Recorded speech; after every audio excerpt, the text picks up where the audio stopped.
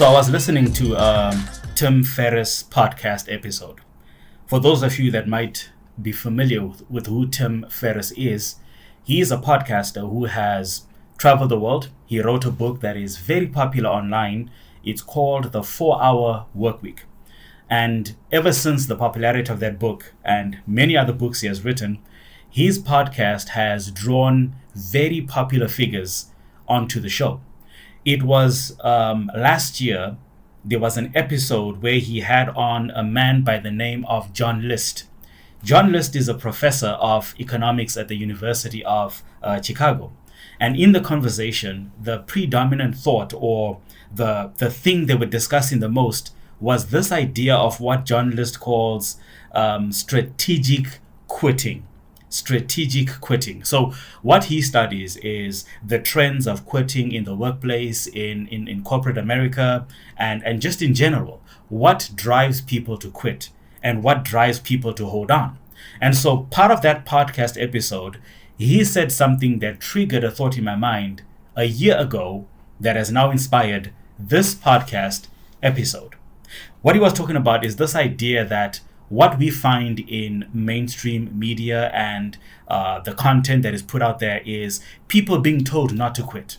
People being given examples of Michael Jordan, examples of Tiger Woods, examples of Muhammad Ali, Abraham Lincoln, all these great figures in history who kept failing but kept trying. You know, this idea of fail often, fail fast, but fail forward, according to John Maxwell. And that's great. He even pointed out the fact that we have movies where we find an athlete, an individual, a woman in a male-dominated environment, a person of color being treated like minority and not being given opportunity, all these things. And we see these people persevering through all their life until one day success comes, we see the credits roll, and we say that was a great movie. But he asks a question.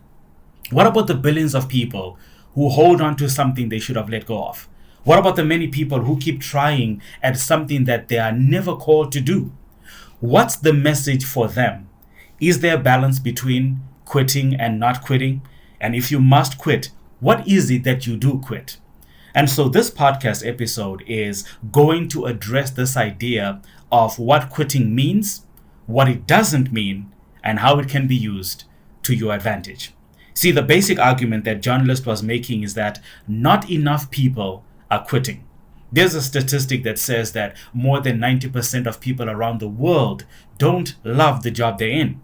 So there's a very small fraction of people who love what they're doing. Now, let me get something really straight. And a lot of social experts and work environment experts agree. There's no such thing as a dream job. There's only a great work environment. There's a great culture, there's great workmates and great bosses. That's it. But a dream job does not exist. It just means that you're good at what you do, the environment is fitting, but you can't call that a dream job because somebody else can get the same job and feel like it's a nightmare. So in the context of quitting, when you think about the word quitting traditionally, it means to surrender, it means to give up, it means to cease an activity or pursuit. It means to walk away, to abandon, to leave, to give in, to give less than you can or should. And traditionally, this is what quitting means. And famously put by a lot of people, quitting is not an option. As one very celebrated American football coach said, quitters never win, and winners never quit. We love that. I see people put that as their profile or their bio, or they put them as quotes on social media. And that's great. But today in this podcast episode, as I said before, I want to help you navigate what it means to quit. How to hold on by letting go. How to hold on by letting go. And so we're going to explore what that means. To start off, let's talk about the psychology of quitting. Now, this is at a general level. When I say the psychology of quitting, don't expect some profound ideas on science and proven statistics based on a set number of people. This is just the general psychology of quitting. People often confuse quitting with starting over. Just because you give up doing something to start something else, they call that quitting. Could be. Some people confuse quitting with letting go of what is not working. Some people often confuse quitting with losing. The idea that failure is quitting, that if you lose, it meant that you quit, can be misleading. Because sometimes in life, you can give your all at something, but fail. Somebody can do it better. Somebody spend more time at it. Somebody has greater skills, more natural talent, more assistance than you've had. Losing doesn't always equate to quitting, but it is a part of it. And then people often confuse quitting with leaving, just walking away from something. Sometimes you quit while you're still in a thing. You just choose to give it, you just choose not to give it your all. So listen, you don't quit when you quit. It's a process. You go through it day after day. You walk away slowly. Your mind and your heart walk away first before your body does. This is where we get this phenomenon known as quiet quitting. Before and during the pandemic period, there was a shift in the work environment as people were moving from working in the office, in the warehouse, in the factory, on the floor, to working from home. And what was discovered is that especially millennials and the Gen Z who are in the workplace, they were slowly moving away from your regular 9 to 5 job. And a lot of them were not leaving their jobs, but they were focusing on what is called a side hustle, right? They were focusing on something else and not the main job. They started giving less of their energy, less of their effort, come to work late, leave early. And when you do assignments, you do the bare minimum. That is called quiet quitting. Listen, in life, quiet quitting refers to the act of giving up or letting go without visibly letting go. I read a book called Disruptive Thinking. T.D. Jakes is the author, and one of the things that he points out in the book that I thought was very profound is you don't have to leave to leave. You don't have to divorce to divorce. You don't have to quit to quit. You don't have to make an effort to be an absentee parent. All you got to do is become a workaholic. Sorry, kids, I got to be at the office. Sorry, honey, I'm not available today. I got to go out of town for an assignment. We quit quietly. I have a meeting. So many reasons that we give. We have 1,000 reasons to quit, but there's only one to win. And I thought that was a great idea because your view of quitting is influenced by how you handle a couple of things. And I want to share those with you right now. Remember what I said, that there are two sides to quitting. There's good form of quitting and there's a bad form of quitting. Let's explore what that means in this episode. So number one, the way you view success and failure will influence your idea of what it means to quit. Listen to this thought. There is quitting because you are not willing to put in the work. And then there's quitting because no matter how much work you put in, you will never get the right results. Let's explore that idea.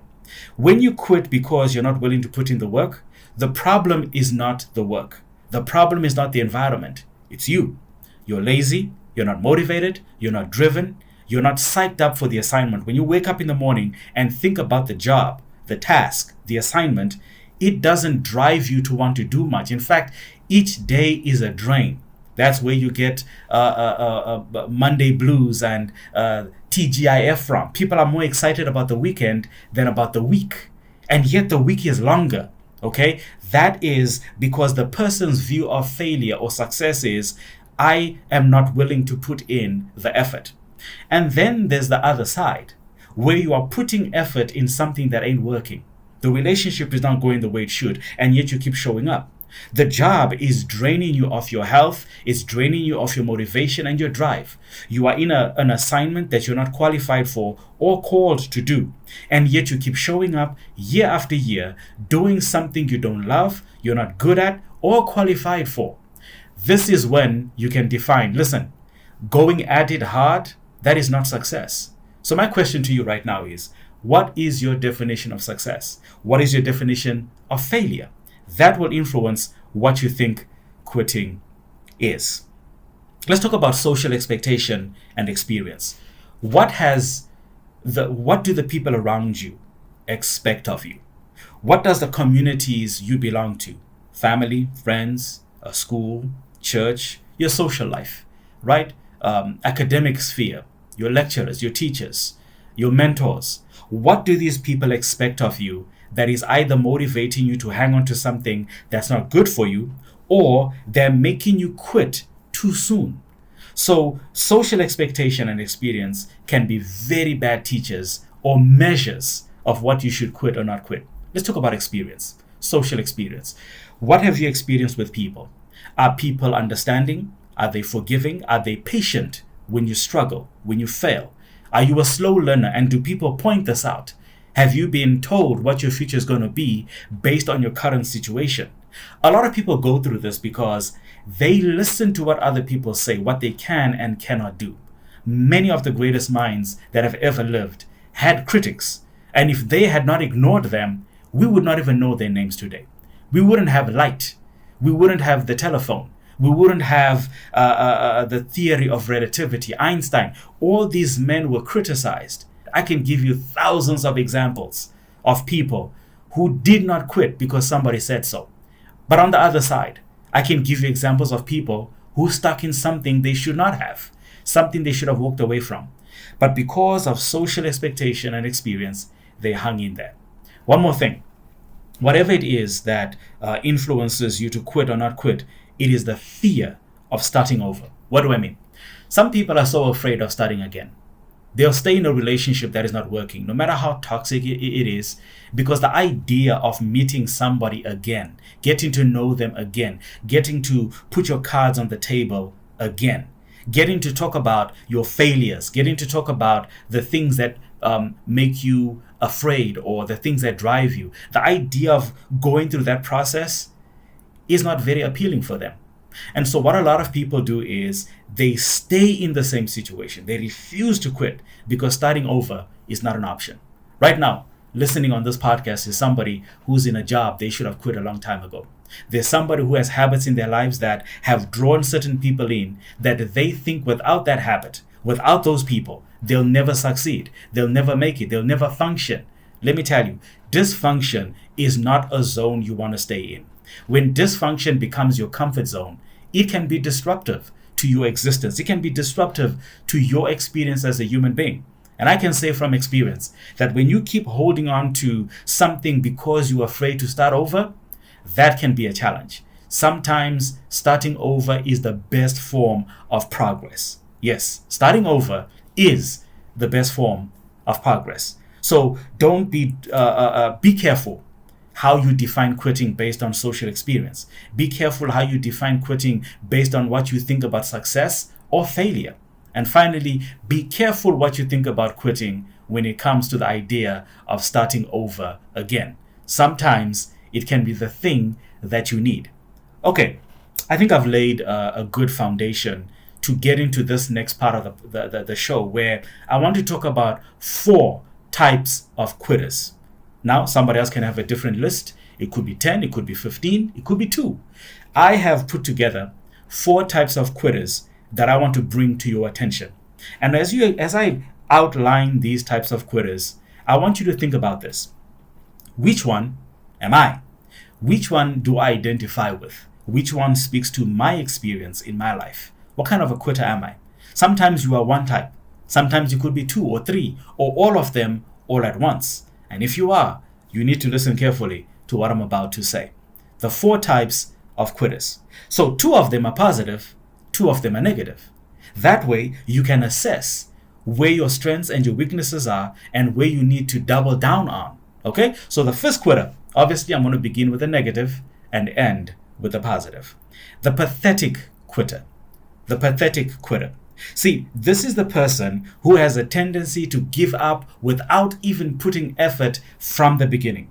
This person lacks determination, resilience, and the ability to overcome challenges. This person is driven by excuses. They are always quick to come up with reasons why not to do something. In fact, they put more energy to not do it than to actually do it.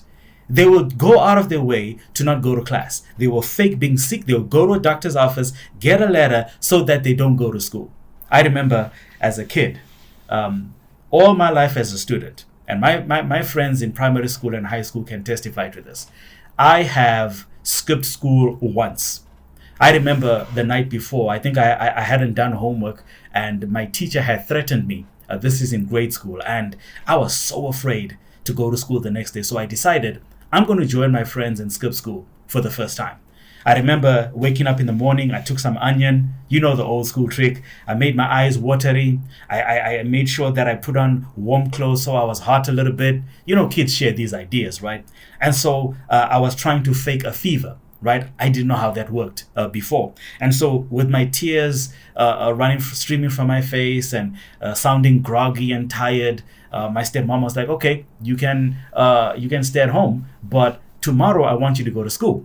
So that day I stayed at home. But the next day, guess what? My work still wasn't done. And I said to myself, you know what? I'm going to go, but not really. So I went to school. On the way to school, I met up with my friends and I joined them in teaching the class. And when I missed that class, the next day, because of the lesson we had missed, we were behind on our work. My assignment wasn't done. I didn't know the new study. It took more effort for me to quit than for me to make the effort to get it done. Now think about it. What is your pathetic quitter experience? What is it right now that you are working so hard to quit, to walk away from, that you don't realize you are actually putting more energy not to do the thing than to actually do the thing, right? So you've got excuses. The other type of pathetic quitting is the blame game. You always quick to blame other people. It's always somebody else's fault. It's always somebody else who didn't show up the way that they should have. It's never your fault that the business didn't work out. It's never your fault that your health is failing. It's always somebody else. See, quitters who blame others for their decision, they often dodge taking responsibility for their own actions. They shift the blame onto other people so that there's some sense of a weight is lifted off, right? You feel like a burden has been lifted. There's no guilt, no shame. If I can blame somebody else, then it's not my fault. And when you cultivate this habit at a younger age, you take it with you into your relationships, into your work experience, and into life. It makes you a terrible parent, it makes you a terrible leader, and it makes you a terrible human being. But also, besides being driven by excuses and blame, there's a saying that goes, misery loves company. Well, not only does misery love company, quitters also love company. There's nothing worse than a quitter who's friends with a quitter. When you're friends with somebody who's used to quitting, they help you master the art of coming up with excuses, and they help you find a way to blame other people. They help you justify why you quitting is a good idea. That is why during that pandemic period, when a lot of people were quitting their jobs, it was like a wave that washed over the millennials and the Generation Z, because they were convinced that the system had failed and therefore they were going to go out and do their own thing. And today we see the backlash of that, where a lot of people are unemployed. A lot of people are doing work that's making them more exhausted, sicker, and less driven, because they don't realize that when you quit a 9 to 5, you are getting into a 24/7. And a 24/7 requires more than a 9 to 5. And so you must think carefully about quitting. And so that's the pathetic quitter. The second type of quitter that is negative, I call them the people quitter. The people quitter. See, people quitters are those who easily give up on the relationships and the connections they have with others. They lack commitment, resilience, and the willingness to work through challenges and conflicts in resolutions, right? Instead of investing time and effort and sometimes resources to make the things work, they are quick to run away. Now, let me pause right there and say this, that there is a reason and a time to walk away from a toxic experience. There is a reason and a time to not stick around if something is not for you, okay? There are some people that you need to dissociate from. Psalm 1 verse 1 says, "Blessed is the man who does not walk in the counsel of the ungodly." There are certain people who are not good for you. There are certain groups that won't benefit you the way that you think. There are some people who are energy vampires that take more than they give. They steal more than they deposit. They are not willing to show up for you, but want you to show up for them. I understand. But what I'm talking about here is when you don't have the spirit of commitment, the spirit of forgiveness, right? To overlook people's mistakes, when you are unsupportive. Think about this. You a boss, a manager, a supervisor. You have a role in a company that puts you in charge of other people. It is your responsibility to monitor their productivity. It is your responsibility to monitor their use of resources. And it's your responsibility to monitor their use of time. If you lack the patience, the determination, or the perception to understand why somebody's late or why somebody can't do the job, and you give up on them, you as a leader miss the opportunity to nurture the next great thing. You miss the opportunity to nurture the person that might take over from your role. Because leadership means not giving up on people. Relationships mean not giving up on people. Sometimes you can walk away without giving up. But a people quitter is the person that is not a team player. They are not interested in their own personal growth or the personal growth of other people. And so people quitters are willing to walk away. Now, on the other side of it, there's a very important other side. At times, you might want to quit certain people in your life, which is okay. You got to do it. You got to be able to say, you know what? This is not for me. This is the point where I need to say, I'm out. So those are people quitters. They give up on others. And sometimes the people they give up on is themselves. Do you know that that's the worst person you can ever give up on in life? Is you. The person you wake up and sleep next to every night. The person you look at in the mirror. The person you talk to in your mind. When you give up on that person, you become a pathetic quitter. You become a people quitter. Okay, that's enough negativity. Let's talk about the positive forms of quitting. I want to talk about the pivotal quitter. The pivotal quitter. What does that mean? There's a company that was trying to put chips they were trying to make electronic devices be connected to the internet. Okay, they wanted to be a revolutionary company that would make sure that your fridge, your laptop, your phone, whatever device, okay, back in the day could connect to the internet. And so to do that, they had to come up with some form of connection between the two. But in the process of trying to do that and failing, they came up with what we know today as the microchip. You know, the thing that's in every phone, in every camera, in every tablet, fridge, in every device. You have a chip that is responsible for everything working together. This company failed at connecting devices to the internet, but they succeeded at creating the microchip. And so what the company did is they pivoted, right, from doing this thing to doing that thing. There are so many examples of organizations, institutions, and individuals who have pivoted from one thing that they were trained for, groomed for, went to school for, but ended up going in another opposite direction. There's a lady who is part of NPR, is a radio broadcast organization in America, and she's a speaker there.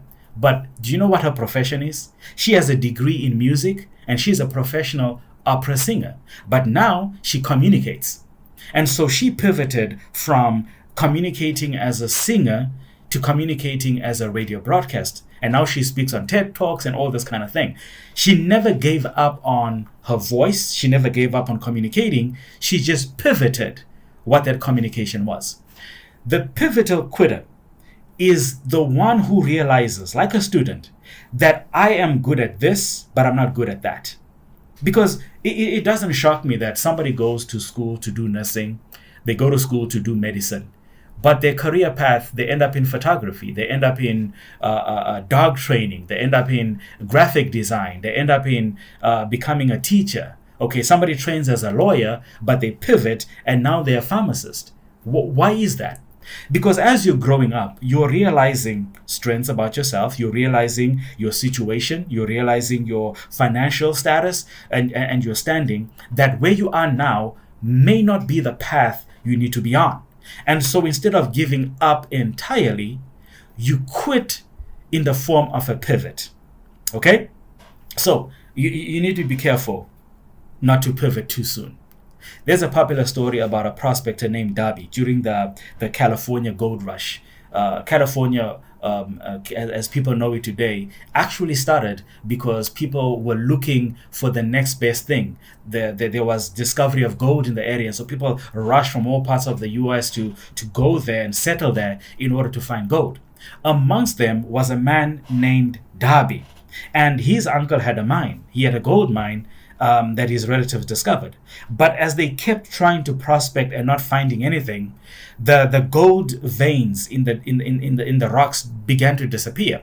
And so Darby and his uncle, they couldn't find anything. And so they decided to sell the equipment, and they sold it to a junk dealer. The junk dealer spoke to an engineer, and the engineer began to find another mine shaft. And he discovered, and this is a true story, listen, they discovered that just the distance of 3 feet was a massive gold deposit that Darby missed. See, so Darby pivoted too soon. So pivoting too soon is very possible. You can give up on your studies too soon. You can give up on the relationship too soon. But sometimes there's no gold at the end of the rainbow. There's no gold in the mine. Sometimes it's just not there. And so you must pivot slowly away from the thing you're on to try something else. Okay? This can apply to any area of your life. Here's a thought I want to plant in your head. Quitting should not be measured by what you walk away from, but by what you walk towards after that. Again, quitting is not about what you're walking away from, it's about what you're walking towards. That's what I mean by pivotal quitting. Okay, this is the hallmark of positive or pivotal quitting. You focus on what you're going to, not what you're walking away from. Because sometimes you may walk away from something that is destructive. You may walk away from something that is not good for you. But then again, you're leaving that for what? And more often than not, when people walk away from one bad relationship because they don't know themselves or what they truly need, they walk away from one bad relationship and pivot to another bad one. All because they don't understand that quitting is not about what you're walking away from, it's about what you are walking towards. And then the final type of quitter, we focused on the pathetic quitter. We've talked about the people quitter, and then we pivoted, pun intended, to the positive quitting, which is pivotal quitting. But the final type of positive quitting is, I call it the progressive quitter. The progressive quitter. In a 2013 TEDx talk, Rachel Horner gave a talk on the power of quitting. See, I highly recommend you check it out. Something powerful she said stood out. And I'm going to make sure that I add the Tim Ferriss podcast episode that I watched and this TED talk on the show notes of the podcast so that you can listen to it yourself and get as much value out of it as much as I did. But this is what Rachel Horner had to say about quitting. There is a secret positive side to quitting. For everything we stop doing, we gain back the time and energy we were losing on a dead-end process. We gain the opportunity to pursue the goals that are worthwhile. Check this out. There's what is known as opportunity cost. Okay? And then there's what is known as time opportunity cost. The opportunity cost of time lost trying to do something that is not good. When you're doing something that is stealing your time, your energy, and resources, you are not only wasting your time then, but you're stealing time from something else you could have been doing. You could have started the new course by now. You could have started the new relationship by now. You could have started the new experience in your life. But because you didn't walk away from this thing, you kept doing the same thing, and now you've wasted time and energy and probably motivation and inspiration to try something else. You've got to move forward. I call this progressive quitting. Now listen, like pivotal quitting, you are moving from one thing to the other. However, with progressive quitting, you might be in the same thing, but you're just finding a better version of it, right? It's about gradually doing something better. You may be in the same company, but you move to a different department. You may have the same role, but now you're adding more hours. You are inviting better people to come into your life and help you sustain the thing you're trying to do. Progressive quitting is about changing certain habits in your life, right? Because you want to progress, you want to move forward. And so it means getting rid of certain habits in your life that are stopping you, right? Instead of adopting a progressive approach, some people take a step back. Instead of quitting, they double down. Instead of moving from, say, 10 cigarettes to 2 cigarettes, they're moving forward and adding instead of reducing. And so progressive quitting is when you get rid of bad habits in order to pick up new ones, but it's also about doing the thing better, getting the skills, getting the training, perfecting the process, creating systems around which your life revolves around so that you can move to the next thing. So I hope that these 4 types of quitting have made sense, right?